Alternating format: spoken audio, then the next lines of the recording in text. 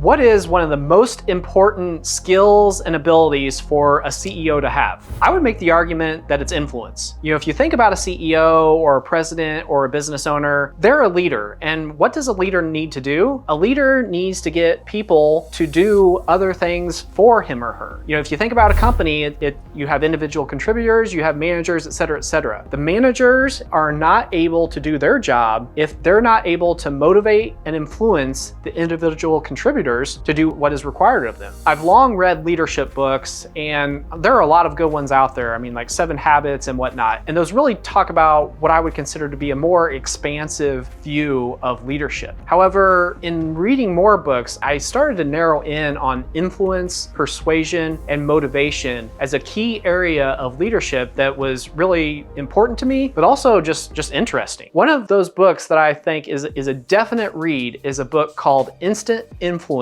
by Michael Pantalon. Now, I don't love the title because I feel like anything that's, instant is kind of, I don't know, it's not cheesy or anything along those lines, but it certainly doesn't feel like it's lasting. And even though I don't love the title of the book, doesn't imply a lasting ability to influence someone, the skills and the process taught in this book absolutely have the potential to have a lasting impact. I won't go through the full book in a full book review, but I will tell you about the key concept that the author did a lot of research on and the core concept of the book. Whenever you are talking to a friend or a loved one and you're trying to motivate them to do something, most people follow a typical path or a typical strategy. So let's say that your wife or your significant other is trying to get you to clean out the basement or the garage. Now that person will probably tell you all the good reasons that you would want to clean out the garage. It's gonna look better, it's gonna be less dirty, you're gonna have more room for your car, you're gonna have more room for this and that, and won't be as embarrassing or whatever whenever friends come over. All great reasons. However, are those reasons really enough to motivate the person that you are trying to? The author of this book would say no. The author's approach is to really ask a simple initial question followed up with several key follow-up questions. That question is, why might you want to do this or that? So let's talk about another common topic, which is working out or losing weight. Let's just talk about working out. What you would do is, if you're trying to motivate somebody to start working out, you would simply ask the person, why might you want to start a workout program? And that person might say, well, I do or I don't. And just to make things more interesting, let's say that the person says, well, I don't really want to start a workout program. You might respond by saying, well, I didn't say why do you want to start?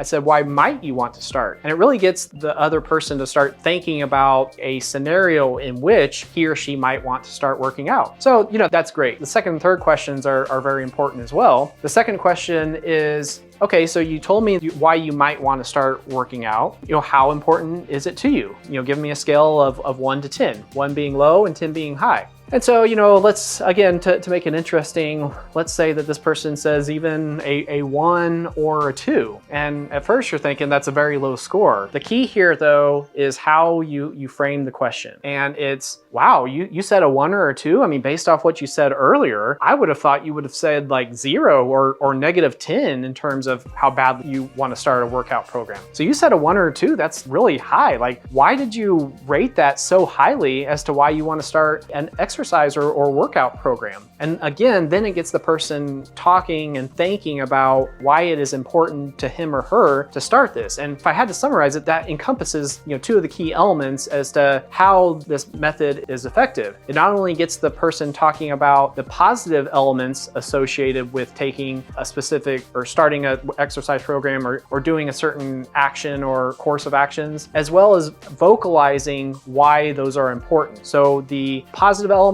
as well as vocalizing it are 2 of the more important elements. And if the author does perhaps ever watch this video, I apologize if you have a difference of opinion, but from my perspective, those are 2 pretty important parts. Now, I don't use this method all the time, but I do use it in situations that I feel like a particular outcome is very important. One of those such situations was whenever my son was born. My son was born 29 days early, which means that since it was 29 instead of 28, he had a mandatory stay in the NICU. Now, once he got in the NICU, I mean, the doctors and nurses, I mean, they were all great. However, they were wanting to keep my son in the NICU for a longer period of time, whereas my wife and I thought that our son would do better at home. And whenever they were discussing discharge, they allowed me to come out and talk with them. And the doctor said, well, we really don't think he's ready to go home for all these reasons. And I said, well, why might you think he would be ready to go home? It's like, well, we would think he would be ready to go home except for his weight is this or that. And at the end of the day, it was really almost like not a miscommunication, but they were focusing on a certain set of facts as to why not to do this.